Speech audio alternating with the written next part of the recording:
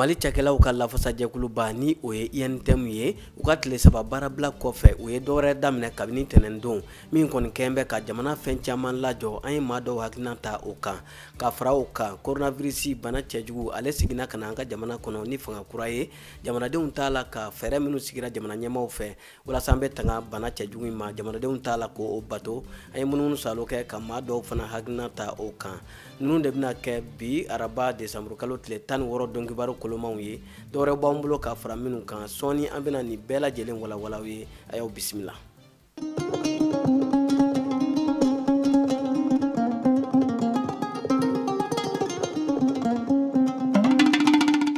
Ayo bismillah ko kura dɔnkibaro kɛnɛ kan i n'a fɔ an da magara la cogoya min na dɔnkibaro bakurubaw la cogoya min na INTM ni ale ye Mali cakɛlaw ka lafasa tɔnba ye u ka tile saba baarabila kɔfɛ walasa ka se ka baarakɛlaw kɔni ka hakɛ dɔw ɲini ka d'u ma o ma ɲɛ u bolo u ye kura wɛrɛ daminɛ kabini tɛnɛndon kana bila bi la a kɛn bɛ ka dadigi kɛ jamana fɛn caman na kɛrɛnkɛrɛnniyala sɔrɔ ko ta nasira fɛ fo ka taa se kɛnɛya ko ani min ye wari mara yɔrɔw ye olu bɛɛ lajɛlen da su an bɛ don min na ko bi o kɛn bɛ degunba ye jamanadenw kan an ye munumunu salo kɛ ka maa dɔw hakilina ta a ko kan Aminata Daɲɔ ale ni Tijani Sidibe an k'u ka sɔrɔlenw lajɛ.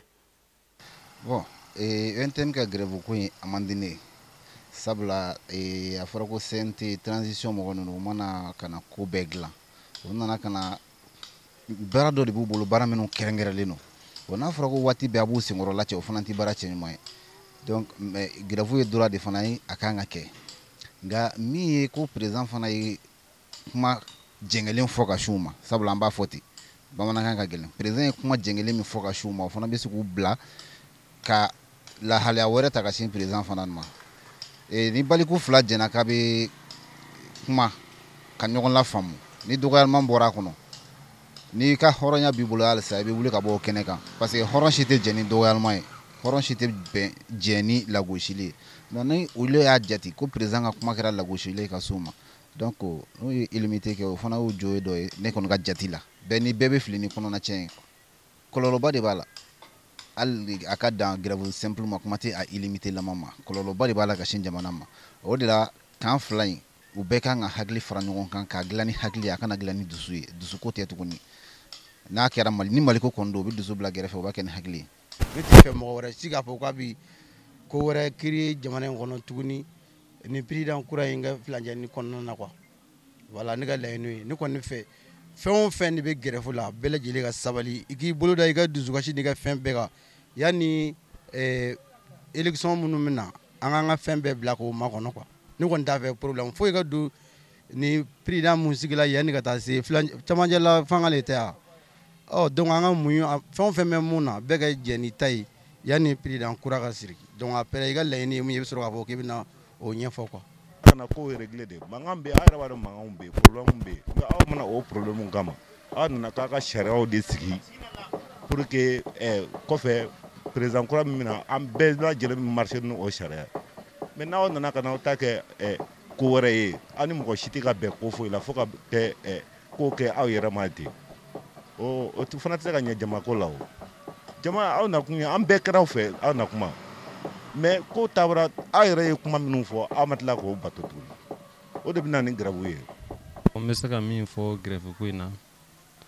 m'a daminɛ ɲɛmɔgɔ la fɔlɔ n'o ye an ka président Bandaw ye a ka mɔgɔ ninnu lamɛn u ka se ka sigi ka kuma parce que IBK tun bɛ nin tagabolo kelen de kɛ quoi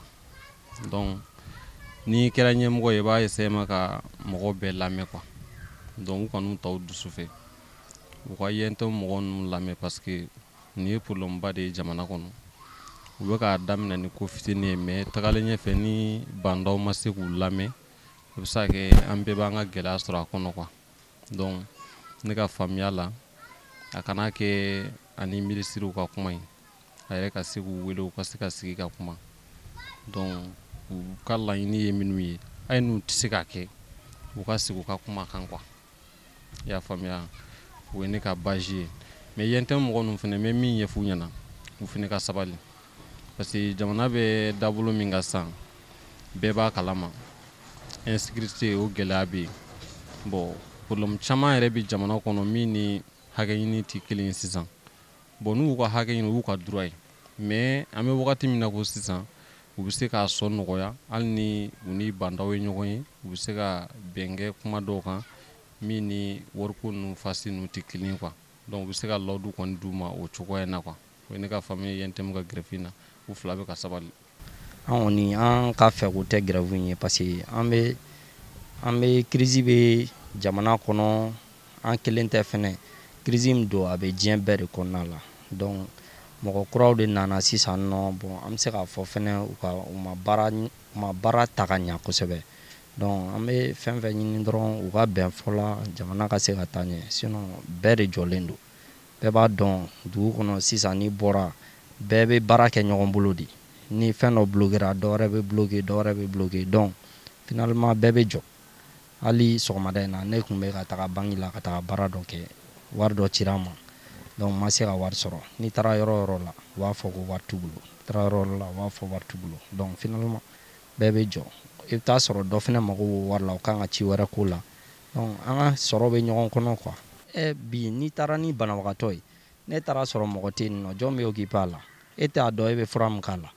o ye gɛlɛyaba de jamana kɔnɔna la surtout docteurw yɛrɛ kosɛbɛ an bɛ min fɔ ka gɛlɛya o ye docteurw ta ye franchement docteurw ka grève man ɲi a kɛra cogo cogo ne docteurw taara grève la problème yɛrɛ de don accident grave mana na sɔrɔ sisan nɔ jɔn de bɛ occupé a la yaya n'a sɔrɔ bana dɔ don k'a ka nɔgɔ o bɛ se ka faamu mais ni bana urgent dɔ taara sisan nɔ n'a taara sɔrɔ ko mɔgɔ tɛ yen nɔ o bɛ se ka kɛ accident ni mɔgɔ taara k'a jeliko dɛsɛ de b'a la i bɛ joli bɔ min ka k'a la docteur kɔni ka grève kɔni an tɛ ala deli la yɛrɛ de pepe n'olu ka problème ye min ye an bɛ jamana deli autorité deli a ka fɛɛrɛ kɛ a k'o ɲɛnabɔ olu ka bɔ a ko la franchement o de y'an ka laɲini an tɛ ala deli docteur ka grève la sinon o bɛ k'an bɛɛ ma kɔlɔlɔ dɔ ye. M5 RFP a ma ɲɛmaw ye ɲɔgɔn dalajɛ bi MK la Mayanbugukaw fɛ yen ka hakilina falen kɛ jamana jɔsen kuraw kan ni o ye Mali kura wale bɛ se ka dilan cogo di sigi in tɛmɛnen Sogɛli Kokala Mayiga ni ale ye u ka ɲɛmaa dɔ ye ale ye dantigɛli kɛ an ka kunnafoni ɲini na Aminata Daɲɔ ani Tijani Sidibe ka kuma galaman na. Kɛlɛ in k'a kuraya a kan ka taa sira kura minnu kan o de débat bɛna kɛ bi. Donc an ye décision ta ko débat in an bɛna kɛ MK siège la i y'a dɔn mɔgɔ tɛ MK ko kuma fɔ mɔgɔ si ye M5 RFP kɛlɛ la organisation fɔlɔfɔlɔ minnu ye M5 RFP sigi MK b'u la mais bi organisation minnu bɛ M5 la a bɛɛ faralen ɲɔgɔn kan olu tɔgɔ la comité stratégique ye décision ta k'an bɛna bonya da MK kan k'an ka na réunion ba in an bɛna kɛ MK siège la o réunion comme y'a fɔ an bɛna orientation kura minnu ta Mali kura kɛlɛ kan ka continuer sira min kan pour que Mali kura ka sabati a ka sɔrɔ o discussion de bɛna kɛ bi donc an ye décision ta ka bonya da MK ka n'o réunion kɛ yan n b'a fɛ ka comité d'accueil parce que MK y'an bonya kosɛbɛ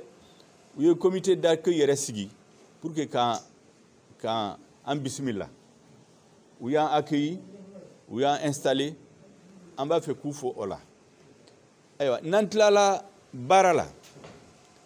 kuma minnu kan ka fɔ maliyɛnw ye document kan ka présenter maliyɛnw la waati min na ani cogo min na an na a f'aw ye n b'a fɛ k'aw fo ka a waleɲuman dɔn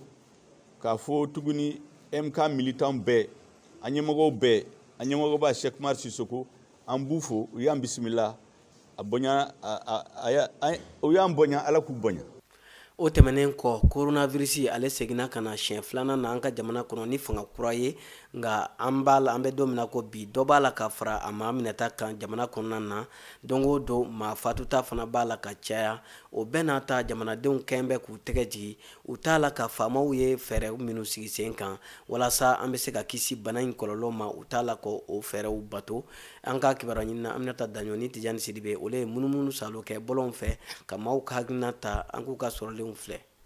E yɛrɛ min filɛ nin e y'i la baara la bien sûr i bɛ e ka baara la an y'i ye bi mais est ce que mun be lakana nin kɛla olu be wulila kana lakana ɲɛfɔ mɔgɔw ɲinɛ lɔgɔfew kɔnɔ jama be fara ɲɔgɔn kan yɔrɔ min na ko yɔrɔ ninnu hakili fara ɲɔgɔn kan ko motiver wa o be kɛla wa bon an dun ka sɔrɔ be gɛn sen n'a ye n'e ma bori ka taa a ɲɛɲini i yɛrɛ ye i tɛna fɛn sɔrɔ i yɛrɛ ye donc kɛnɛya mɔgɔw kɔnɔ an be jigin olu la dɔɔni sinon an ka défaut tɛ aw yɛrɛ ni cɛ fɔlɔ a ka cɛsiri la a n'a ka timinandiya la parce que normalement a bɛ ka kɛ cogoya min na effectivement a kan ka kɛ ten parce que caman bɛ u dalen t'a la mais bana in kɔni dara la i ma da la a bɛ yen c'est clair et honnête donc an kan k'an kɔlɔsi ka masquew don k'an tɛgɛ ko ni safunɛ toujours k'an yɛrɛ protection o kɔni ye ne ka hakilina ye. Est-ce que mesures barrières de respecter la Mali la en bɛɛ bɛ don ni ɲɔgɔn kɔnɔ sugu la on fait tout ensemble les baptêmes mariages funérailles nin bɛɛ an bɛ ɲɔgɔn sɔrɔ an bɛɛ bɛ i donna ɲɔgɔn na il y a pas de mesures barrières à respecter au Mali quand tu vas au grand marché tout ça là mais il y a même pas 2 centimètres entre toi et quelqu'un tu as vu donc on compte respecter la yɛrɛ parce que hali ni kelen b'a kɛ tɔw ta kɛ parfum la tu as maintenant pas le courage de le faire il be décourager c'est comme ça. Sinon, avant, quand c'est comme ça, moi j'ai mis bidon, on met gel alcoolique, il était sec à donner à l'heure, il était alcoolique, il était là. Mais maintenant, là, je ne fais pas tout ça là. Parce que, mon tac là. Les gens disent que bon, peut-être que c'est politique, tant. Non, c'est un fait réel, mais les gens ignorent. On ignore beaucoup quoi, sinon c'est un fait réel. Tiens, là, banan keniga fambe mine sisan. Parce que, on a fait un faux comme Moroka bateau, vraiment Moroko décennie coquet. Wallahi fo gouvernement yɛrɛ ka o yɛrɛ de kɛ ka fɛn dɔ sigi mɔgɔw bɛ se ka sariya bato cogoya min na n'o tɛ parce que bana kɔni bɛ tiɲɛ yɛrɛ la mɔgɔw kun man da mais bana ye tiɲɛ de an kɔsan nin yɛrɛ la a tɛ une semaine yɛrɛ bɔ ne yɛrɛ tericɛ dɔ bɛ yen a n'a muso bana nin y'o minɛ. Bon ne hakilila ye min ye jamana faamaw ka wuli k'u jɔ pour que coronavirus a bɛ se ka nɔgɔya an fɛ Mali la cogo min na sinon tiɲɛ de don dɛ mɔgɔ bɛ k'a fɔ ko tiɲɛ tɛ tiɲɛ de don mais a bɛ se ka kɛ a bɛ tubabu fɛ yen cogo min a t'an fɛ o cogo de la mais an bɛ dugawu de kɛ Ala ka fura ɲuman nɔgɔya an ma bon bɛɛ k'i yɛrɛ lakana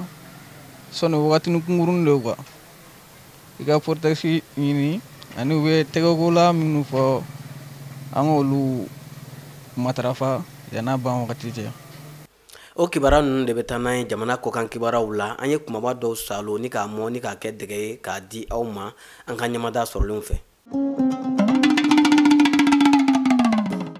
Ayo bisimila kɔkan kibaruyaw ka an b'a daminɛ ni Laginɛ Conakry ye u ka jamana ɲɛmaa Alpha Condé ale ye wele bila ka taa u ka jamanadenw ma u ka sigi ka fɔ kɛ u sinsinbere ye ani bɛn ni kelenya u bɛ se ka sinsin u ka jamana kɔnɔ cogoya min na san kelen mankan kɔfɛ ni maaw ni tora o mankanw kɔni senfɛ a ye nin fɔ a sigidon a ka fanga tago sabanan kɛnɛ kan min kɛra tarata tɛmɛnen desanburu kalo tile 15 a kɛra ka farafina jamana ɲɛmaa caman to a kɛnɛ kanan na min bɛ tali kɛ u ka fanga sɛnɛmatɔ ɲɛmaa ni o ye Selu Dalen Jalo ye ale kɔni sɔnnen tɛ a ka fanga tago sabanan baaraw ma an bɛ don min na ko bi. Kunnafoni nasiraw la an bɛ taa Congo RDC u ka jamana ɲɛmaa ni o ye Félix Tshisekedi ye ko a kɛn bɛ ka fɛɛrɛ kuraw kɔni sigi sen kan walasa u ka jamana bɛ se ka u k'a da bana cɛjugu coronavirus la cogoya min na min bɛna daminɛ juma nata la ni o ye ka couvre-feu sigi u ka jamana fantan 4 bɛɛ lajɛlen fɛ walasa sufɛ bɔli o bɛ se ka sumaya cogoya min na ko n'i y'a ta k'a lajɛ k'u ka jamana marabolo 26 la ko coronavirus ale kɛn bɛ ka dadigi kɛ 22 la ka ban ko an bɛ don min na ko bi k'u ka faaba Kinshasa fo ka taa se Nord Kivu ma ko coronavirus ɲɔ ɲɛnen don ni yɔrɔ ninnu na kosɛbɛ. An bɛ bi kɔkan kibaruyaw kuncɛ ni Ethiopie jamana ye nanzarala tɔnba ni o ye Union Européenne ye u y'u ka dɛmɛ lajɔ ka ɲɛsin Ethiopie jamana ma ka d'a kan kɛlɛ min bɛ Ethiopie jamana ni u ka marabolo ni ɲɔgɔn cɛ ni o ye Tigre marabolo ye dɛmɛ in yɛrɛ bɛ taa jɔ euro wari miliyɔn 90 n'a kunkanfɛn na nanzarala jamana 27 olu ko ka a jɔ fɔlɔ ka d'a kan u b'a la ka kuma Ethiopie jamana ɲɛmaaw fɛ walasa kɛlɛ in bɛ se ka lajɔ cogoya min na nka Ethiopie jamana ɲɛmaaw t'a la k'u lamɛn u ye nin fɛɛrɛ kɛ walasa u bɛ se ka u ka kumakan lamɛn cogoya min na ni k'a labato. ni kibara ninnu de bɛ dansigi bi dɔn kibaru la min sɔrɔla nefti jama bɛɛ lajɛlen ka cɛsiri kɔnɔna na an b'a fɔ ka waleɲuman dɔn aw ka ɲamadali la a y'aw sualen to nefti la a tɛ fɔ aw jigi kɔrɔ ni ala sɔnna ma ala ka su hɛrɛ caya